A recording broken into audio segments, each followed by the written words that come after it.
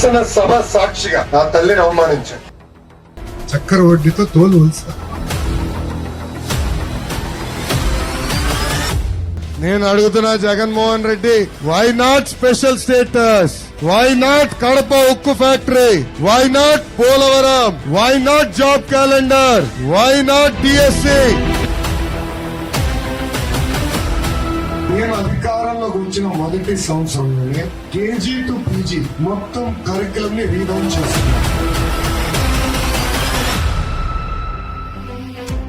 రాయలసీమకి స్పోర్ట్స్ యూనివర్సిటీని తీసుకొస్తాం.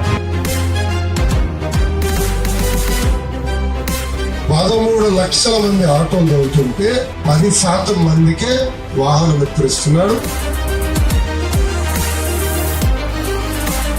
ముందలా నేను రైతుల మనసులు గెలుచుకున్న తర్వాతనే తలపాకం కడతా, నేను పంచగట్ట వేసుకుంటాను. 45 సంవత్సరాలు నిండిన ఎస్సీ, ఎస్టీ, బీసీ, మైనారిటీ మహిళలకి పెన్షన్ ఇస్తాడు. ఏమైంది ఆ హామీ?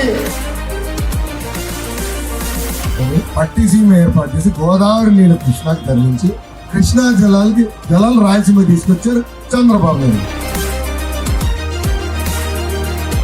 అక్కడ గన్నవరంలో మా పార్టీ ఆఫీస్ కొడితే నో కేసు, లోకేష్ టూలెక్కి మాడితే కేసు. మద్యం తయారు చేసేది ఆయన బినామీలే, బాటల్లో నింపేది ఆయన బినామీలే, స్టిక్కర్ అంటించేది ఆయన బినామీలే, చివరికి బ్లాక్ మార్కెట్ లో కూడా అమ్మేది జగన్ బినామీలే.